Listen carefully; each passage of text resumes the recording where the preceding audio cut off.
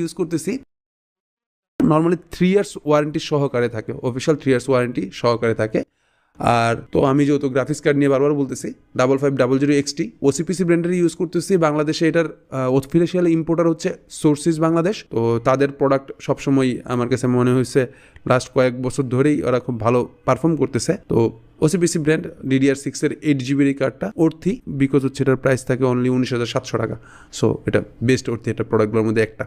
Cabinet হিসাবে SR এর 320 WG মানে হোয়াইট এবং হ্যান্ডেল সহ এই ক্যাবিনেটটা ইউজ করতেছি। এই ক্যাবিনেটটাই মাউন্ট করতে গেলে কেবলিং এর ক্ষেত্রে একটু কেয়ারফুল থাকতে হবে, কারণ যারা একটু মাইক্রো মানে মিনি বিল্ড করতে যাচ্ছেন তাদের জন্য কেসিংটা পারফেক্ট।